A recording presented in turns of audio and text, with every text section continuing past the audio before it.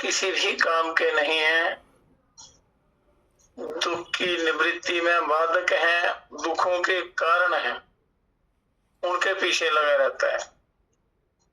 परंतु कौन जानता है कि उनसे लेश मात्र भी सुख मिलता होगा? कोई नहीं जानता, जरा भी सुख नहीं मिलता। अवश्य ही संयोग वियोग जन्य शोक मोह के प्रसंग तो बढ़ते ही जाते हैं। विश्व भोगों की लालसा से संसार में राग के कारण दुख और शोक मोह के प्रसंग बढ़ते रहते हैं। जब प्राणी पदार्थों का संयोग होता है तब क्षणिक सुख की अनुभूति होती है, या विषयों का संयोग होता है तो थोड़ी देर के लिए सुख का अनुभव होता है, और वो वास्तविक सुख नहीं होता, उसमें महा कष्ट छिपा रहता है। वियोग होने पर दुख 10 गुना बढ़ता है। अगर 1% सुख मिलता है तो उसके 10 गुना 10% दुख होता है, मिलता है। और ये मोहवश भूल जाता है कि जिसके साथ संयोग हुआ है उसके साथ वियोग हुए बिना नहीं रहेगा। फिर या तो प्राणी पदार्थों से छोड़कर चले जाएं, या तो प्राणी उस पदार्थ को छोड़कर चले जाएं, या उसे उन सब को छोड़कर जाना पड़ेगा। या पदार्थ छोड़कर चले जाएंगे या प्राणी को पदार्थ छोड़कर चले जाने पड़ेगा। इस प्रकार संयोग का वियोग अवश्यंभावी है। जिसका संयोग होता है तो वियोग भी निश्चित होता है। ये संसार का नियम है। इसलिए बुद्धिमान मनुष्य को आवश्यकता के अनुसार ही संबंध जोड़ना चाहिए संसार से, जिससे उसका काम चल जाए और उसका परमार्थ भी सिद्ध हो जाए, आत्म कल्याण भी हो जाए। इन पदार्थों की उतनी ही आवश्यकता होती है जितने से आपके अध्यात्म में सहयोग मिले कि जीवन निर्वाह हो सके। उसे बढ़ाते नहीं जाना चाहिए। तो आज मोह के कारणों के विषय में समझने के लिए प्रयत्न करना है, जिससे इनकी निवृत्ति की जा सके। बिना निवृत्ति के तो सुख शांति मिलेगी ही नहीं कभी भी, किसी भी जन्म में, किसी भी युग में। मोह का मूल अर्थ है अज्ञान। तो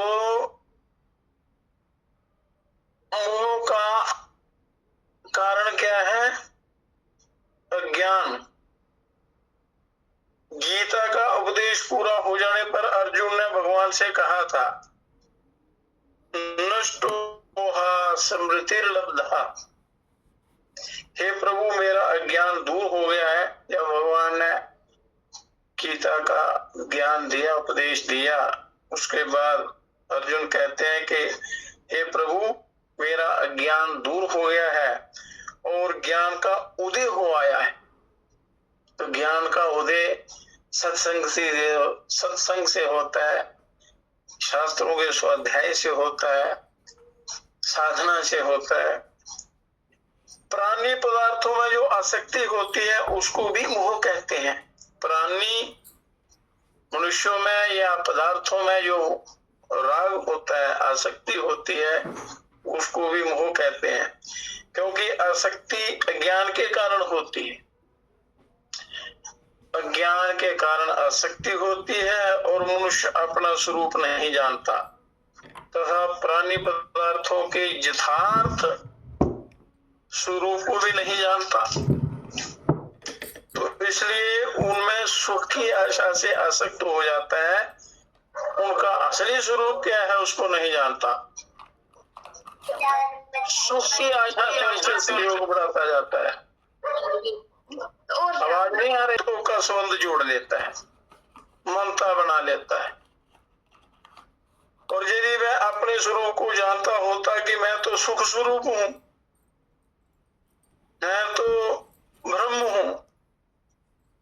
इसलिए मुझे सुख के लिए बाहर के पदार्थों की आवश्यकता नहीं है, क्योंकि सुख तो अंदर से मिलता है, बाहर के पदार्थों से नहीं। ये संयोग जन्य सुख जो थोड़ा मिलता है, इसमें दुख छिपे हुए हैं, इसमें आवागमन छिपा हुआ है।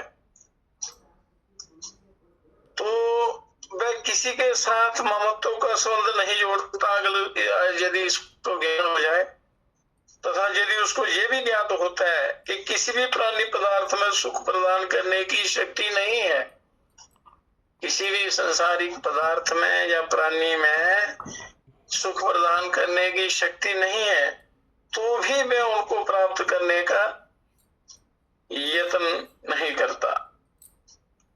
इस प्रकार मनुष्य दोनों ओर से अज्ञान है, मनुष्य में दोनों तरफ से अज्ञान है।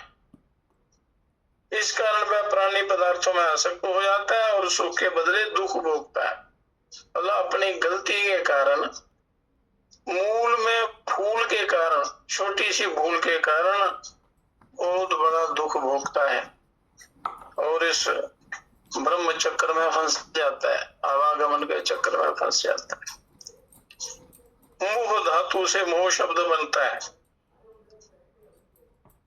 संस्कृत में ही सारे शास्त्र हैं और संस्कृत के ज्ञान के बिना इनका अर्थ बड़ा कष्ट हो जाता है और बड़ा मुश्किल हो जाता है। तो इसलिए उन दोनों अर्थों की अभिव्यक्ति करते हुए उसके दो भूत कृदंत होते हैं। एक तो मूल का अर्थ है अज्ञानी या मूर्ख, और दूसरा मुग्ध यानी आसक्त। दोनों प्रकार से ये फंस जाता है अज्ञान के कारण। अज्ञान के कारण ये इस माया चक्कर में, इस पदार्थों के मोह में फंस जाता है। इस प्रकार अज्ञान के कारण आसक्ति होती है और इससे मनुष्य प्राणी पदार्थों को प्राप्त करने का यत्न करता है। ना मिलने पर, जब मिलने के बाद उनका वियोग हो जाने पर वे शोक करता है। अगर ना मिले तो भी शोक करता है, और मिल भी जाए और मिलने के बाद उनका वियोग निश्चित होता है तो वियोग होने पर भी दुखी होता है, शोक करता है। और मिलने पर अधिक प्राप्त करने का लोभ जागृत होता है। यदि थोड़ा बहुत मिलता है ये सांसारिक पदार्थ, तो उनको और बढ़ाने की कोशिश करता है, लोभ जागृत होता है। तो लोभ का तो शमन होता ही नहीं, लालच बढ़ता जाता है, लालच बढ़ता जाता है। और जो अधिक प्राप्त होता जाता है तो ही तो लोभ की मात्रा भी बढ़ती जाती है। ज्यादातर लोगों में ऐसा ही होता है। कोई लाखों में कोई कुछ चंद लोग होते हैं जिनको लोभ नहीं बढ़ता है, जिनके अंदर वैराग्य है, आसक्ति नहीं है, अच्छी संगति है, अच्छा उनका स्वाध्याय है, साधना है। तो लोभ की मात्रा बढ़ती जाती है। इस प्रकार मनुष्य आशा तृष्णा के दलदल में फंस जाता है और उसका सारा ही जीवन और अधिक कि हाय तौबा में ही बीत जाता है। और अधिक मिले, और अधिक मिले। आज लाख मिला, कल करोड़ मिले, ऐसे 100 करोड़ मिले, फिर हजारों करोड़ मिले, फिर संसार की पूरी सृष्टि ही मिल जाए, ऐसी आशा उसकी तृप्ति नहीं होती। आशा तृष्णा बढ़ती जाती है तो फिर सुख कहां से मिलेगा? इस आशा तृष्णा में तो दुख ही दुख है, दुखों के भंडार है। सुख का तो लेश मात्र भी नहीं है, वो तो आत्मज्ञान में है। नीतिकार कहते हैं निहिसो बष्टे शतम क्षति 10 शतम लक्षण सहस्राधिपो लक्ष्य चाकिति पालताम क्षितिपति चक्रे शताम वांछति चक्रे सुरराजता सुरपति ब्रह्मा पदम कांक्षति ब्रह्मा शैव पदम शिवो हरिपदम हे आशावधि को गता। भाव ये है कि जिसके पास कुछ नहीं है, जो बिल्कुल भिखारी है, उसको आशा होता है कि 100 रुपया कहीं से मिल जाए तो बस सुख चैन से दिन बीते। जिसके पास 100 रुपए होते हैं उसको हजारों की अभिलाषा होती है, और जिसके पास हजारों रुपए होते हैं उनको लाखों की तृष्णा होती है, और जिसके पास लाखों होते हैं उनको करोड़ों की इच्छा होती है, उसको राजा होने की इच्छा होती है। जो राजा है उसको चक्रवर्ती सम्राट होने की अभिलाषा होती है, और जो सम्राट है उसको इंद्रासन प्राप्त करने की अभिलाषा होती है। कामना पैदा हो जाती है, ये कामना पतन का कारण बनती है। तो इंद्र को भी अपने पद से संतोष नहीं होता, अतएव उसको ब्रह्मा का पद प्राप्त करने की इच्छा होती है।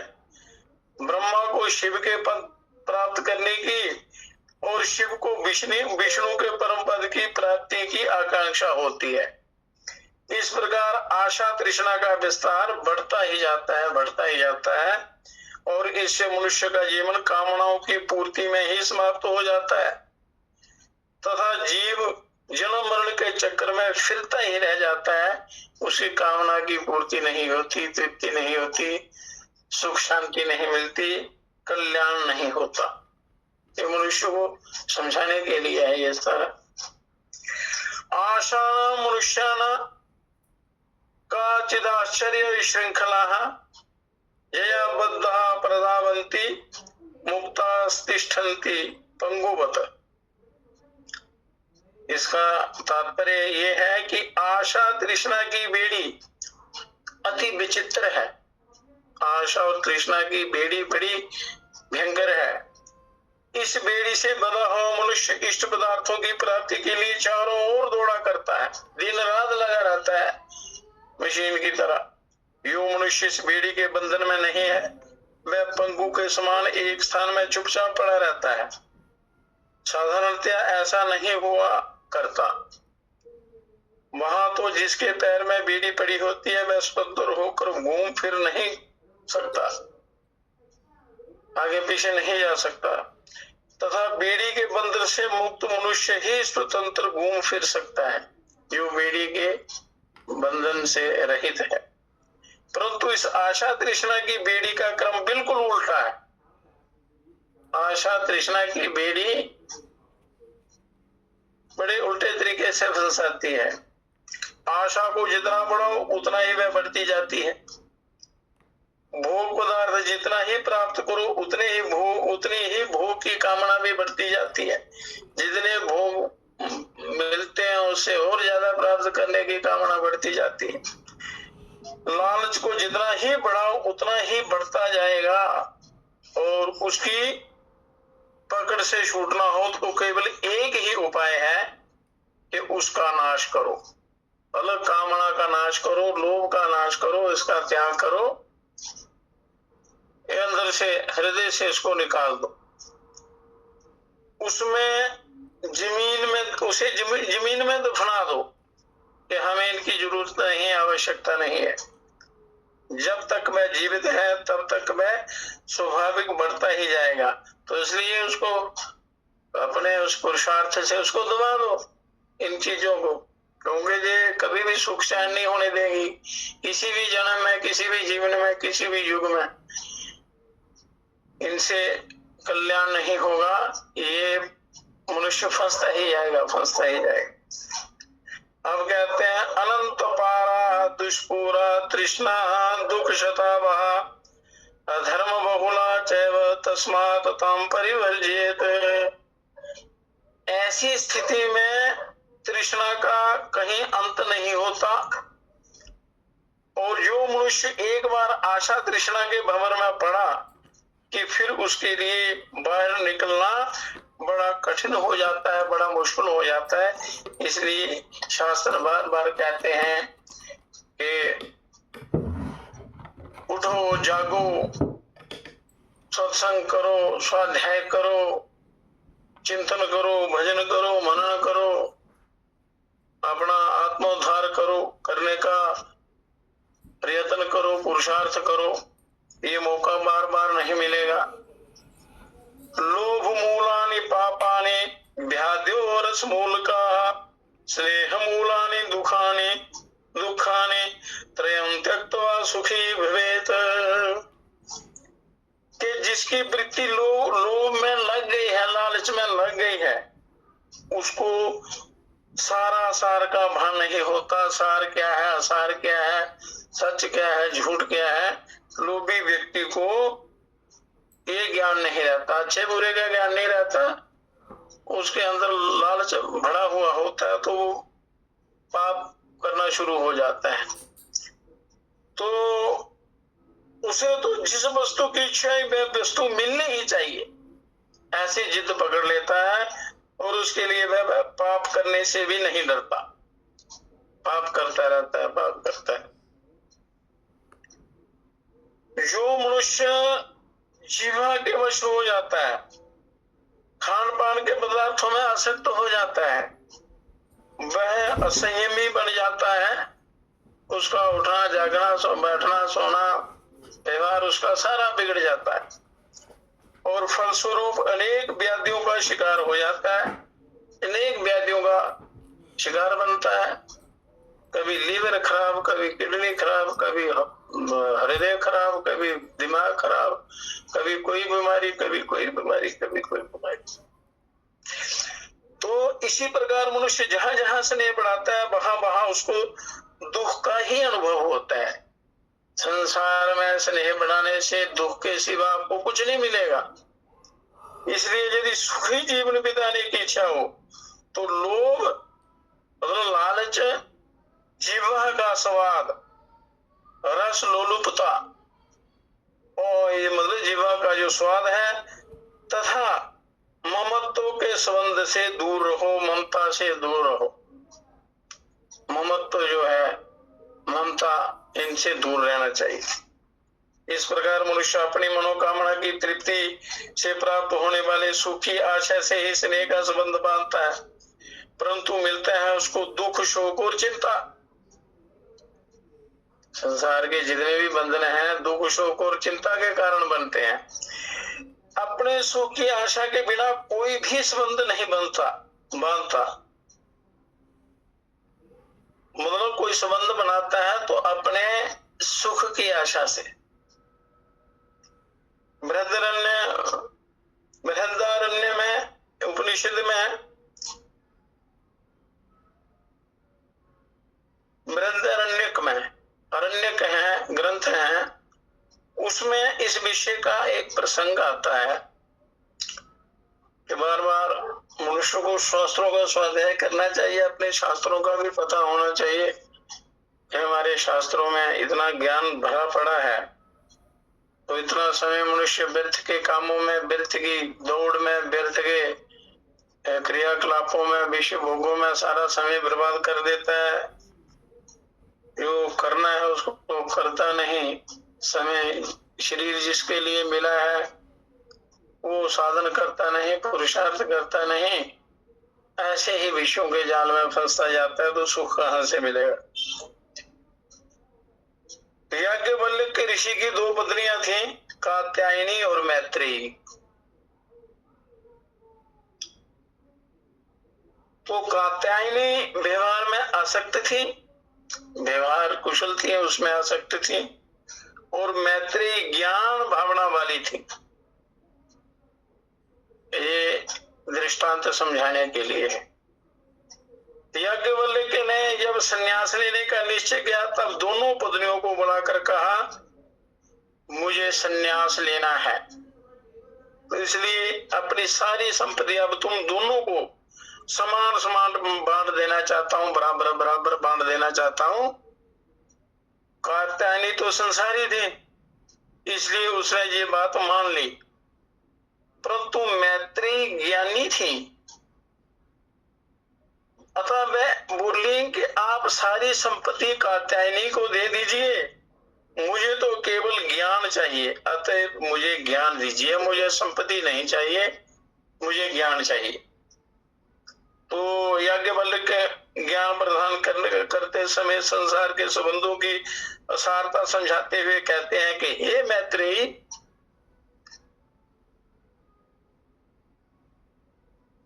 कात्यायनी को तो उन्होंने धन दे दिया, संसार सौंप दिया, मैत्री को ज्ञान दिया और कहते हैं नाचा अरे पत्यु कामाये पति ही प्रियो भक्ति, आत्मनस्तु कामाये पति ही प्रियो भक्ति।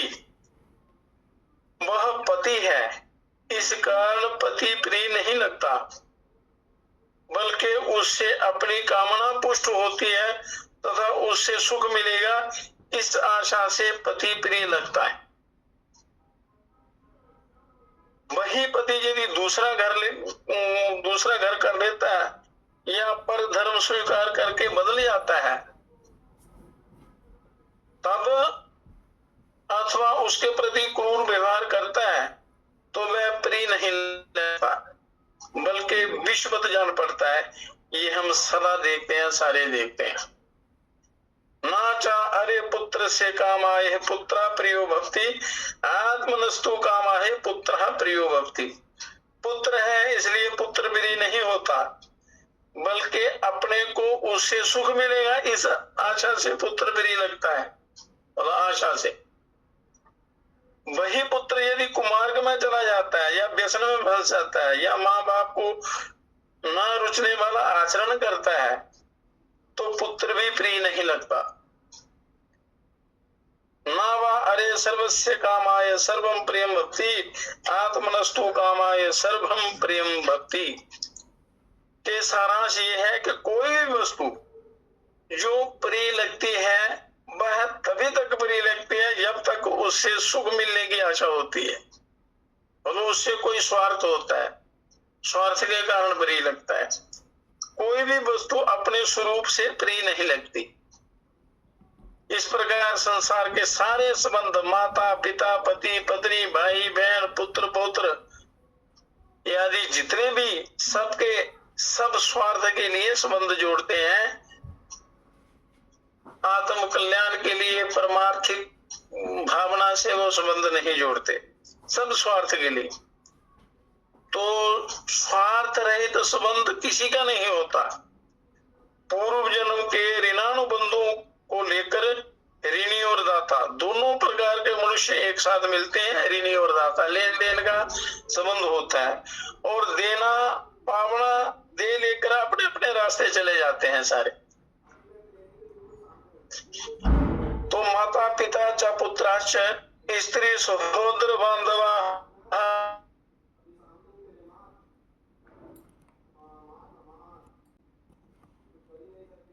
कहता रहता है, मेरा मेरा कहता रहता है, वो मिलता नहीं, उसका वियोग हो जाता है, और जो अपना है उसमें उसको भूल जाता है, और ज्ञान का पर्दा वहां छाया रहता है। कैसे कल्याण होगा? तो भगवान सदा ही उसके हैं और सर्वदा उसके साथ रहते हैं, और यहाँ के संबंध तो देह के साथ बदला करते हैं, शरीर के साथ बदलते रहते हैं, परंतु भगवान सदा ही उसके साथ बने रहते हैं, सदा के लिए रहते हैं, उसके अंतःकरण में रहते हैं, हृदय रूपी गुफा में वो निवास करते हैं, पर उसकी ओर आदमी देखता ही नहीं है, इसलिए दुखी रहता है आदमी। कैसे वहां सुख मिलेगा उसको? तो वही उसके प्राणापान की गति को चालू रखते हैं परमात्मा। शरीर में जो भी हरकत होती है ये सारी उसी परम प्रभु जो अपने हैं उनके कारण होती है। तो वही उसके शरीर में वैश्वानर रूप में रहकर अन्न जल का पाचन करके शरीर को पोषण प्रदान करते हैं, और वही मन बुद्धि के साक्षी बन, मैं तुम्हारा हूं और तुम मेरे हो। हृदय की गहराई से एक बार मान लो कि हे प्रभु आप मेरे हैं, मैं आपका हूं, तो मनुष्य के लिए फिर शोक चिंता या भय का कोई कारण ही नहीं रह जाए।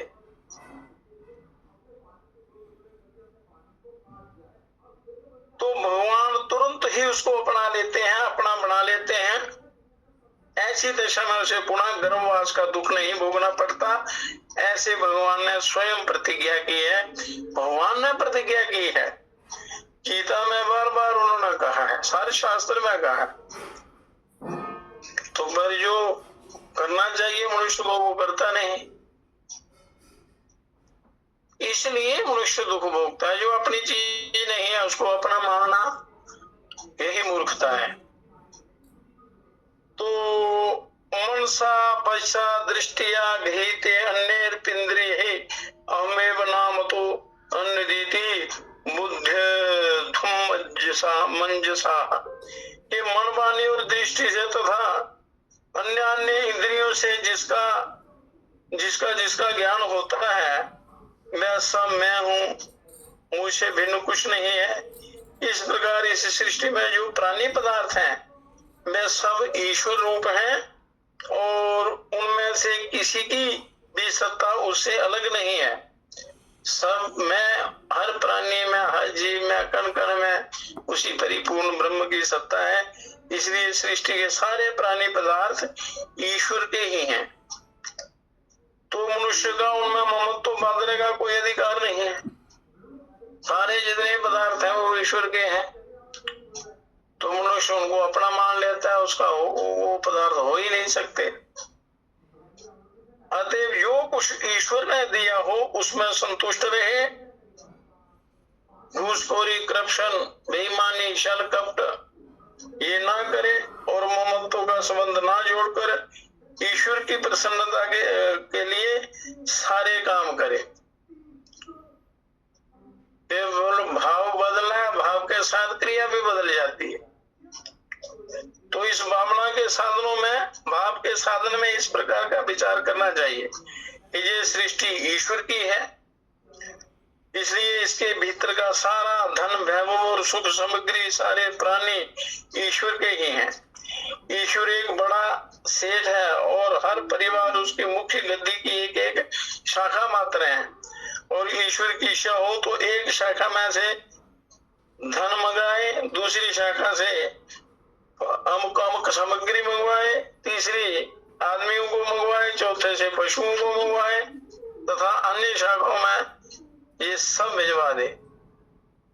तो हर शाखा के मुनीम को अपने स्वामी ईश्वर की आज्ञा को सिर चढ़ाकर ना तो किसी वस्तु की प्राप्ति में हर्ष करना चाहिए और ना किसी वस्तु के मालिक के द्वारा मंगवा लिए जाने पर कोई विषाद ही करना चाहिए। कहने का तात्पर्य ये है कि संसार के जितने भी पदार्थ हैं ये अपने नहीं हैं। आए मिले तो इसमें प्रसन्न नहीं होना और जाए तो दुखी नहीं होना, क्योंकि ये अपने हैं ही नहीं, आना जाना इनका स्वभाव है। तो इसलिए इनमें ममता नहीं रखनी चाहिए, ममत्व नहीं रखना चाहिए।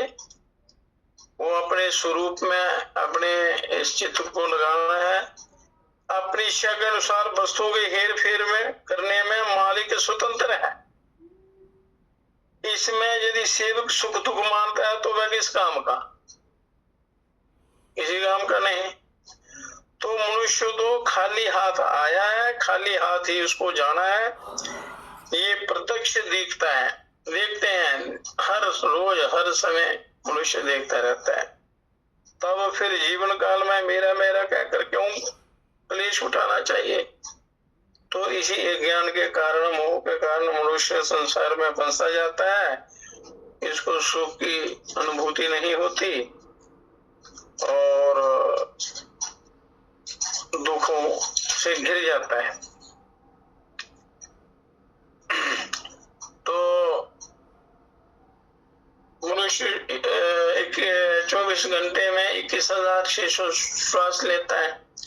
स्थूल श्वास जो है 21,600, तो एक भी श्वास आपका व्यर्थ नहीं जाना चाहिए।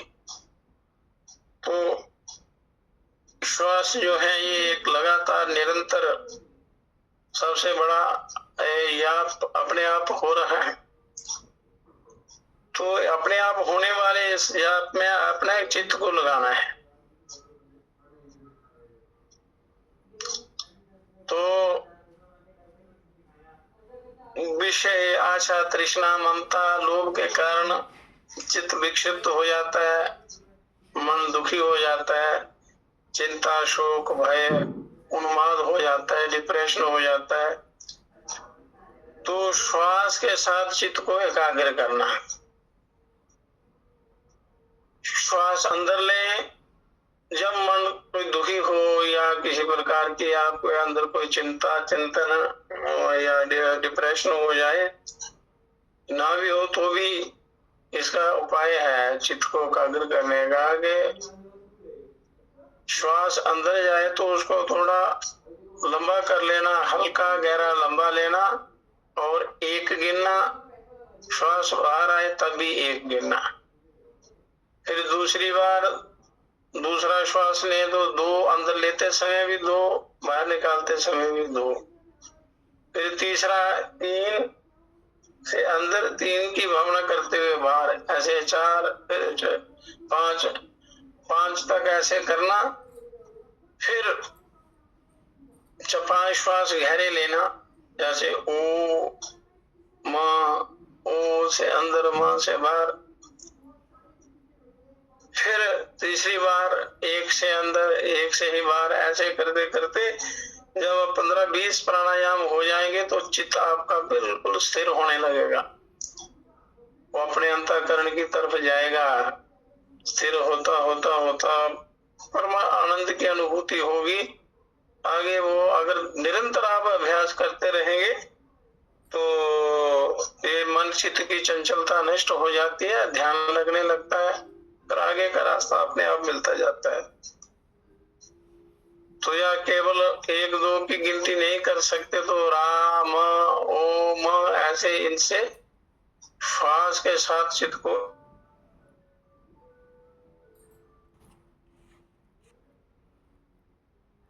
तो वो नष्ट होते हैं, आदि व्याधियों का नाश होता है और जो शरीर के अंदर मल जमा होते हैं, बड़े सूक्ष्म मल, रोग सब दूर हो जाते हैं और ये ध्यान की तरफ ले जाता है प्राणायाम। तो शरीर को भी स्वस्थ होता है और ध्यान की तरफ भी ले जाता है। तो इसलिए प्राणायाम प्रतिदिन करना है, जो स्वतः हो रहा है केवल उसकी ओर आपने ध्यान देना है, उसको थोड़ा लंबा कर लेना है, उसमें समय ज्यादा लगाना है, युक्ति से करना है, तो ये साधना भी, इससे भी परम कल्याण हो जाता है। कहते हैं कि ममत्व का संबंध ही क्लेश का कारण है, तो इस प्राणायाम से, ध्यान से इसका नाश होता है। इस ममता का, ममत्व का, लोभ का, अहंकार का, आशा, तृष्णा, ये काबू में आते हैं। तो इसको दूसरी रीति से समझिए। एक छोटा सा शहर था, ममत्व का साधन जो है, ममता का संबंध जो है वो क्लेश का कारण है। तो इसको एक उदाहरण से समझाते हैं। एक छोटा सा शहर था, उसमें एक नगर सेठ रहता था। उसको प्रौढ़ावस्था में एक पुत्र उत्पन्न हुआ, परंतु दैववश युवावस्था में पहुंचकर वह पुत्र मृत्यु को प्राप्त हो गया। सेठ के दुख का पार ना रहा, बड़ा दुखी हो गया। वह अन्न जल छोड़कर पागल की तरह गुम होकर बैठ गया, बड़े गहरे शोक सागर में डूब गया। तो उसको यहाँ एक विद्वान पौराणिक नित्य प्रति आता था और उस भावुक तथा संस्कारी सेठ के घर उसकी कथा वार्ता होती थी। तो पौराणिक प्रतिदिन नाना प्रकार के दृष्टांत देकर सेठ को समझाने लगा। वह कहता था कि हे सेठ जी, ये संसार तो अनादिकाल से चला आ रहा है, इसलिए आपके भी अनंत जन्म बीत चुके हैं और उन जन्मों में आपके पुत्र और पुत्रियां भी हुई होंगी। इसलिए यही एक जन्म सच्चा है और ये एक ही पुत्र आपका है। ऐसी बात नहीं है, पूर्व जन्म के आपके सारे पुत्र मर गए हैं, तथापि आप उनके लिए जिस प्रकार शोक नहीं करते, उसी प्रकार इस पुत्र का भी शोक नहीं करना चाहिए। फिर आगे भी आपके अनेक जन्म होंगे, उनमें भी अनेक पुत्र पैदा होंगे और वह भी मरेंगे। जब तक ज्ञान नहीं होता तब तक ये चक्र नहीं छूटता, कल्याण नहीं होता, सच्चा सुख नहीं मिलता। इस प्रकार जो जन्म लेता है वह मृत्यु को साथ लेकर आता है। जिस दिन जन्म लेता है उसी दिन मृत्यु उसका पीछा करती है, मृत्यु निश्चित हो जाती है।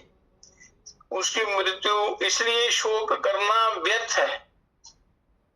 आने से, वस्तु के आने से प्रसन्न नहीं होना, वस्तु के जाने से शोक नहीं करना, समावस्था में रहना, समता में रहना, यही बुद्धिमानी है। फिर आपके इस पुत्र के भी अनेक जन्म हो चुके हैं और उनमें इसके असंख्य माता पिता भी हो चुके हैं और आगे भी कई होंगे। उन सब को छोड़कर वह क्या यहाँ नहीं आया? क्या वह सारे माता पिता इसके लिए शोक करते होंगे? फिर ये जो आपकी पत्नी है, इसके असंख्य जन्मों में असंख्य पति हो चुके होंगे और आपकी भी असंख्य पत्नियां हो गई होंगी, लाखों जन्म हुए होंगे। तो इस प्रकार पति पत्नी का संबंध भी स्थायी नहीं है। इसलिए इस संसार का कोई भी संबंध स्थिर नहीं है। इसलिए शोक, मोह, राग, द्वेष, इससे आपने बचना है, ममत्व से बचना है। हर जीव अपने ऋणानुबंध के अनुसार जन्म ग्रहण करता है और एक स्थान में लेन देन का व्यवहार पूरा हो जाने पर वह स्थान छोड़कर दूसरा जन्म ग्रहण करता है, दूसरा ऋण चुकाने के लिए। क्योंकि ऋणानुबंध का ये चक्कर चलता रहता है। इस प्रकार जन्म मरण का चक्र निरंतर चलता रहता है। इसमें किसी के प्राप्त होने पर हर्ष करना व्यर्थ है और चले जाने पर शोक करना व्यर्थ है। इस चक्र का वर्णन आत्म पुराण में इस प्रकार लिखा है। कैसे?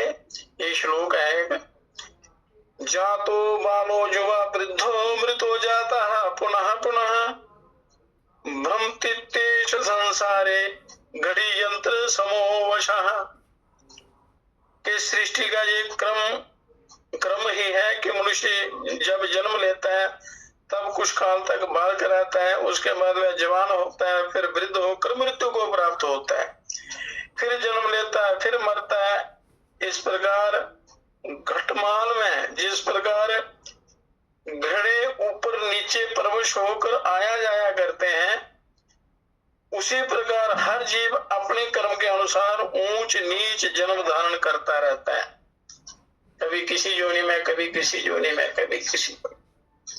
तो इस प्रकार अनादि काल से हर जीव की स्थिति होती आ रही है, ये स्थिति होती है। और फिर जन्म के समय हर्ष किस लिए करें और मृत्यु के समय शोक क्यों करें? क्योंकि ये आना जाना युग सृष्टियों से चलता आ रहा है। तो इसमें हमारे कल्याण की कोई चीज है नहीं, तो इसलिए इनसे ममत्व नहीं रखना, इनसे मोह को दूर करना है और वैराग्य को प्राप्त करके अपने आप को देखना है, अपने स्वरूप को, ईश्वर को जो आपके अंदर है। फिर शरीर तो स्वभावता ही ऐसा है कि ये सदा नहीं रह सकता, शरीर सदा नहीं रहता। पर मनुष्य सोचता है कि मैं नहीं मरूंगा। एक दूसरा जो मनुष्य मरता है, लोग उसको देखते हैं, फिर भी उसके मन में ये रहता है कि मैं नहीं मरूंगा, मैं जीवित रहूंगा, जीवित रहना चाहूंगा। ये उसकी भूल है। आज नहीं तो कल, कल नहीं तो परसों, एक दिन नाश को प्राप्त होने वाला ही है। शरीर जो है, शरीर एक दिन नाश को प्राप्त होने वाला ही, नष्ट होना ही है। तो इसके लिए फिर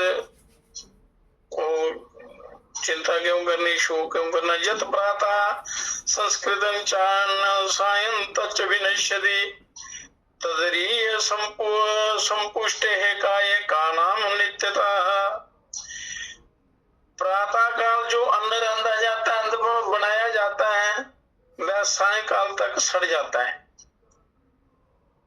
और इस प्रकार सड़ जाना जिसका स्वभाव है, वैसे अन्न के विकार रूप में जो शरीर स्थित है, जो अन्न सड़ जाता है, सुबह बढ़ाते हैं शाम को खराब हो जाता है, वो तो उसी से ये शरीर स्थिर रहता है, स्थित रहता है। फिर भला ये सदा के लिए कैसे रह सकता है? ये नहीं रह सकता। इसलिए हे सेठ जी, काया की माया में पड़े रहना ठीक नहीं है। और वह तो स्वभाव का क्षण भंगुर है, नाश को प्राप्त होने वाला है। अतः पुत्र के लिए शोक करना उचित नहीं है। तो इस प्रकार प्रतिदिन उपदेश मिलने से सेठ को धैर्य प्राप्त हुआ और उसने पुत्र के लिए शोक करना छोड़ दिया और वह पूर्ववत अपना नित्य का व्यवहार नियमित रूप से करने लगा ताकि अपना वो कल्याण कर सके। लेन देन का संबंध होता है, जितना जिसके साथ है पूरा करके मनुष्य चला जाता, तो उनके लिए शोक करना बड़ा मूर्खता है। कुछ दिनों के बाद पुरानी की एक छोटी लड़की मर गई, उस लड़के की बहन मर गई। तो गरीब लोगों को संतान अधिक होती है और वैसे ही उनको भी थी, तथापि लड़की की मृत्यु से पुरानी व्याकुल हो गए। सेठ के घर कथा के लिए जाना, उसने जाना भी बंद कर दिया। सेठ ने पता लगवाया तो पता लगा कि अपनी एक छोटी लड़की की मृत्यु से वे शोक कर रहे हैं और इस कारण बाहर नहीं निकलते। तो सेठ जी स्वयं उनको आश्वासन देने के लिए उनके घर गए और पुराने की कही हुई जितनी बातें उनको याद थी उसने कह सुनाई। जिसने सेठ को कथा सुनाई उसका मोह दूर किया। उसकी बेटी लड़की मर गई तो उसको भी शोक हो गया। तो उस सेठ ने जो ज्ञान उनसे सुना था उनको दिया, परंतु पुरानी को शांति नहीं मिली। तब सेठ ने कहा, मेरा इकलौता जवान पुत्र मरा था, तब तो आप मुझको बहुत धीरे बुलाते रहे, बड़ा धैर्य देते रहे, ज्ञान सुनाते रहे। अब आप स्वयं धैर्य क्यों नहीं धरते? मुझे आपने ज्ञान दिया, मेरा शोक दूर हो गया, परंतु आप ज्ञान देने वाले थे, आपको शोक क्यों हो रहा है? तब पौराणिक ने उत्तर दिया कि सेठ जी, लड़का तो आपका मरा था, इसलिए मैं आपको धैर्य दिला सकता था, परंतु ये लड़की तो मेरी मरी है, तब मुझे धैर्य कैसे धारण किया जाए? बेचारा ये सेठ ये सुनकर चुपचाप घर लौट गया। तो इससे ये ज्ञात होता है कि ममता में सारे दुख हैं। दुख जो है वो ममता में है। ममता के रहते केवल मुंह से कह देना कि भाई ये तो ईश्वर की माया है, ईश्वर जैसे रखे वैसे रहना चाहिए, उसकी प्रसन्नता में हमको सुख मानना चाहिए, इसलिए इसका तो कुछ अर्थ ही नहीं है। ऐसा ज्ञान तो राह में मांगते फिरने वाले भिखारी को भी होता है और वह हमको रोज ही सुनाता है, भाई बंधु कुटुंब कबीला झूठी जग की प्रीत रे।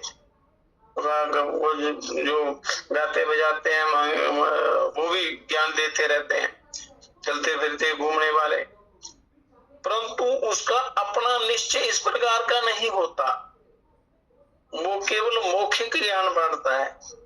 इस प्रकार का मौखिक ज्ञान केवल दूसरों को देने के ही काम में आता है, अपने काम में नहीं आता, अपने लिए समय पर निरर्थक बन जाता है। इसलिए समझ के अनुसार ही जीवन बनाना चाहिए, इसके बिना ज्ञान निरर्थक है।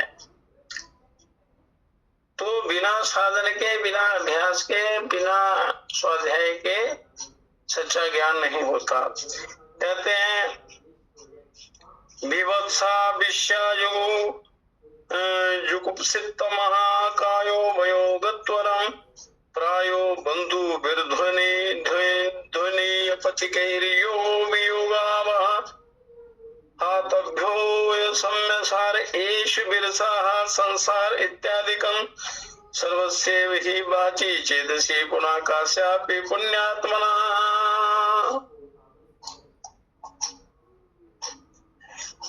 कहते हैं कि ये विश्व फणीधर नाग के समान भयंकर है। संसार के विषय भोगियों हैं, ये फणीधर नाग के समान भयंकर हैं, काल सर्प के समान भयंकर हैं, तथा ये शरीर भी अपवित्र पदार्थों की खान है।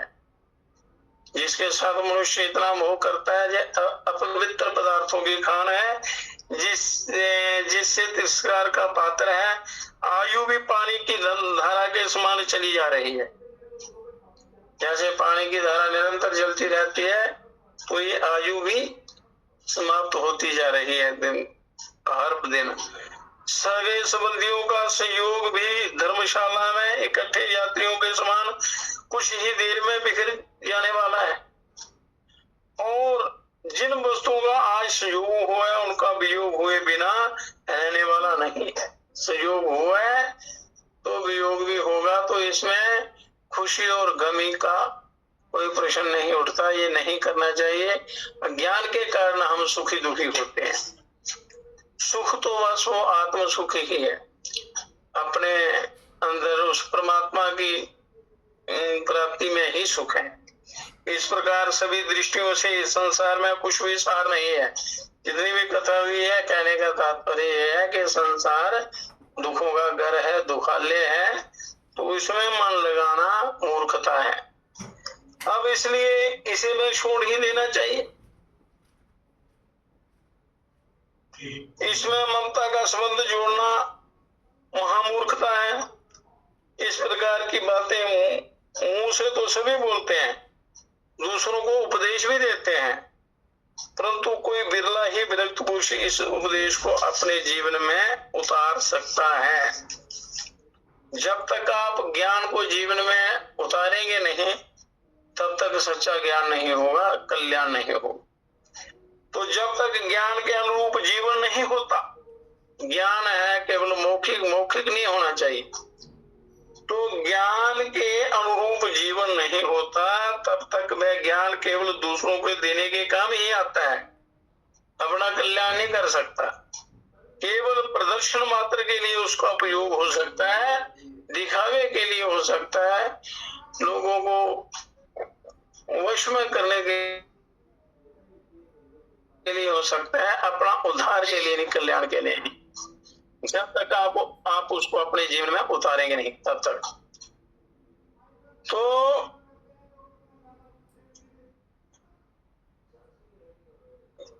शोक और मोह की निवृत्ति के बिना सच्चा सुख मिलना बड़ा मुश्किल है।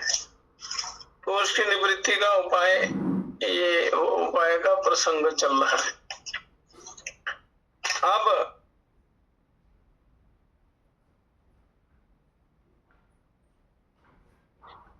मनुष्य को ये भावना रखनी चाहिए, मुझे है काम ईश्वर से, जगत रूठे तो रूठन दे।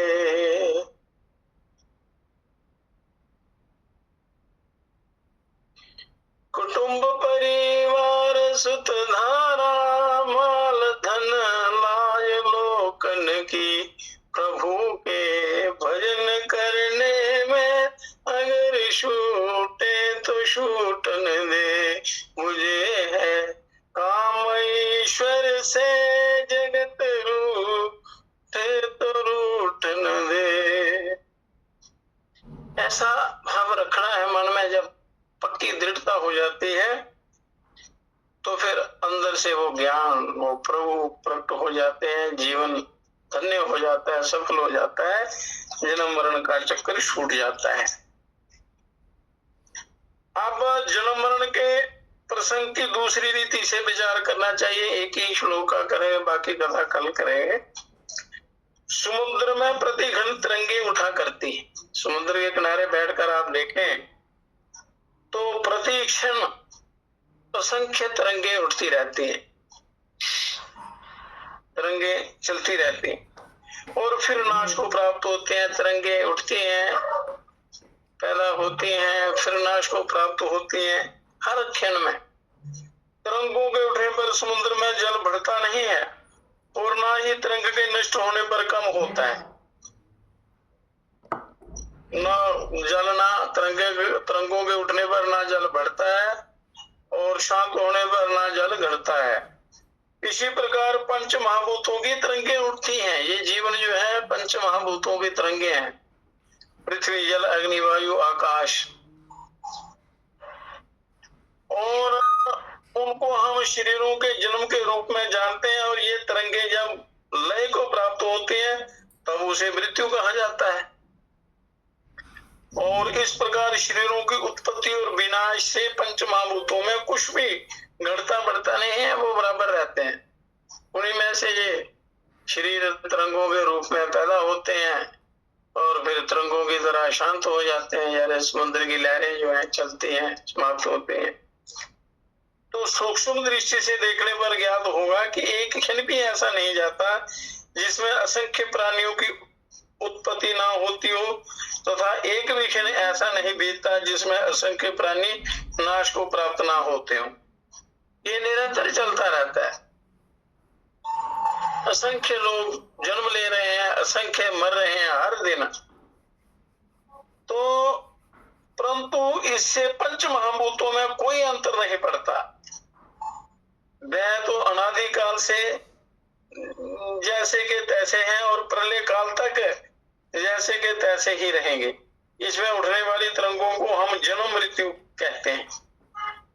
समुद्र में जल की तरंगे उठती हैं और ये हमारे जो शरीर पैदा होते हैं, बढ़ते हैं, पैदा होते हैं, नष्ट होते हैं, ये तरंगों की तरह है ये जीवन। और उसमें आसक्ति बनी रहने के कारण जन्म के समय हम प्रसन्न होते हैं और मृत्यु काल में हम शोक करते हैं। सारा उल्टा करते हैं हम, जो नहीं करना चाहिए। तो ज्ञान की दृष्टि से देखें तो जन्म और मृत्यु दोनों ही केवल देखने भर के हैं, और उनमें यदि ममत्व ना बना हो तो शोक करने का कोई कारण नहीं रह जाता। ये सिर्फ ममता के कारण होता है, ममत्व के कारण।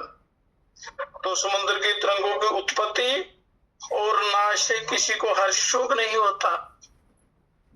समुद्र की लहरें उठती हैं, समाप्त होती हैं, पर उस किसी को दुख नहीं होता।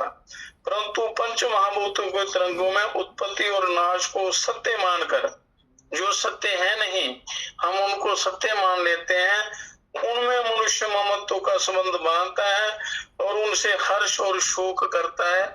इसलिए जीव सदा दुखी रहता है, इसका कल्याण नहीं होता, सुख नहीं मिलता। इस प्रकार के हर्ष शोक में आसक्ति और मोह के सिवा अन्य कुछ कारण नहीं है। शक्ति और मोह ये कम होता है। हमने संसार के पदार्थों में सुख प्रदान करने की कोई शक्ति नहीं है। ये ज्ञान ना होने के कारण ही मनुष्य उनमें आसक्त होता है। अगर ज्ञान हो जाए तो दुख सदा के लिए मिट जाता है। तो इसके लिए सत्संग चाहिए, स्वाध्याय चाहिए, अच्छी संगति, अच्छे विचार, अच्छा व्यवहार, अच्छा सब कुछ होगा तो कल्याण होगा। इस पर विचार कीजिए। उदाहरण के लिए तीखा रस लीजिए। एक मनुष्य को उसमें सुख बुद्धि होती है, इसलिए उसको मिर्च के बिना नहीं चलता। परंतु जिसको तीखा खाने की आदत नहीं है, उस आदमी को मिर्च सुखप्रद नहीं लगती, बल्कि दुखद जान पड़ती है, दुखप्रद जान पड़ती है। तो विचार करने पर मिर्च में सुख रूप या दुख रूप लगने वाला कोई गुण नहीं दिखता। यदि मिर्च सुख रूप होती तो सभी को सुख प्रदान करती, और दुखप्रद होती तो सभी को दुख रूप लगती। परंतु ऐसा नहीं, ऐसा दिखने में नहीं आता। अतः अफीमची को सुख रूप लगता है, परंतु जो सात्विक लोग हैं जो उसको सेवन नहीं करते, उनको दूसरे का प्राण हर लेता है। शक्कर खाने का शक्कर जीवन, शर्करा हत्ती प्राण, ये पौराणिक कहावतें हैं। ये बड़ी प्रसिद्ध है कि बीड़ी पीने वाले को बीड़ी बड़ी सुखरूप लगती है, और जिसको उसकी आदत नहीं है उसे उसके धुएं से ही चक्कर आने लगते हैं। इस प्रकार के अनेक दृष्टांत दिए जा सकते हैं। इसलिए जब तक ज्ञान नहीं होता तब तक कल्याण नहीं होता है। और ज्ञान होता है सत्संग से, अच्छी संगति से, ये वेदांत शास्त्रों के पुराणों के श्रवण से। तो अंत में एक चीज मनुष्य को नहीं लगती। एक मनुष्य को संगीत का बहुत शौक है और वह संगीत सुनने में खाना पीना तक भूल जाता है। संगीत खाने में या बोलने में या उसको सुनने में।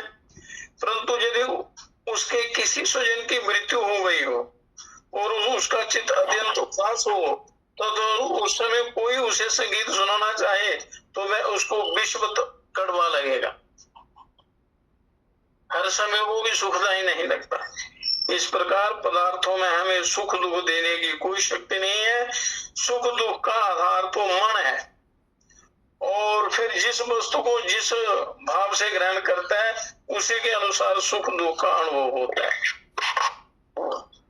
तो थोड़ी से जो भी सुख दिखता है वह भी किसी पदार्थ से नहीं आता, वो आत्मा से थोड़ा किंचित स्पर्श मात्र से होता है। आत्मा के आनंद का ही सुख होता है। जो थोड़ा बहुत भी आता है विषयों से जो सुख आता है तो आत्मा से ही आता है। तो इस बात को शास्त्रकार समझाते हैं, कहते हैं कि जत सुखाय भवेत तदत ब्रह्मेव प्रतिबिंबना वृत्तिष्वंतर मुखा स्वस्य निर्विघ्नम प्रतिबिंबनम। किसी पदार्थ में मिलने से जो सुख अनुभव होता है वह सुख उस पदार्थ से नहीं आता, बल्कि इच्छित पदार्थ के मिलने से अंतःकरण थोड़ी देर के लिए शांत हो जाता है। इससे आत्मा का प्रतिबिंब उसमें ठीक पड़ता है और इस प्रकार आत्मा का आनंद सुख रूप में दिखता है। इस आत्मा से मिलने वाले सुख की भ्रांति वश मनुष्य मान लेता है।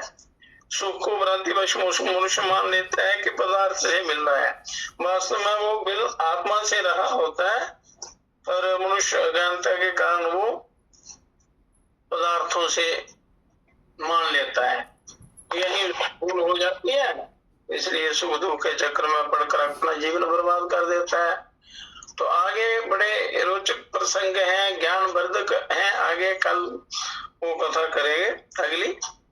आज का सत्संग यही समाप्त करते हैं, क्योंकि सुनना भी उतना चाहिए जितनी देर तक मन लग जाए, तो बाकी तो फिर वो समझ में नहीं आता। तो इसलिए थोड़ा थोड़ा सुनते हुए उस पर अभ्यास करना चाहिए, क्योंकि मनुष्य के पास इतना समय नहीं है। कोई पता नहीं किस पल में क्या हो जाए, शरीर क्षण भंगुर है। तो इसलिए जितना हो सके वो ज्ञान की तरफ, कल्याण की तरफ चलना चाहिए। जब जागो तभी सवेरा। अब जो पिछले जीवन चला गया तो समझना ठीक है, वो अज्ञानता वश चला गया, परंतु जो जीवन है अभी कल्याण के लिए 2-4 पल 10 पल बहुत होते हैं, अगर सच्चा ज्ञान हो जाए तो उसके लिए हमें हमेशा सतर्क रहना चाहिए, सावधान रहना चाहिए कि कोई भी समय व्यर्थ ना जाए। हर पल में उस आत्म कल्याण की प्राप्ति की इच्छा रखनी चाहिए, तो निश्चित रूप से वो मिल जाती है, ईश्वर मिल जाते हैं, कल्याण हो जाता है। परंतु आपके अंदर वो जिज्ञासा, वो तीव्र इच्छा होनी चाहिए, उसके लिए प्रयास भी होना चाहिए, अभ्यास भी होना चाहिए। हे परम पिता, हे विश्व पिता, हे राष्ट्र पिता, हे जगदाधार, हे करुणामय दीन दयालो, पूर्ण गुरु, हे अपरंपार, हे महेश अब शीघ्र कृपा कर हमें दीजिए योग विचार, मानवता के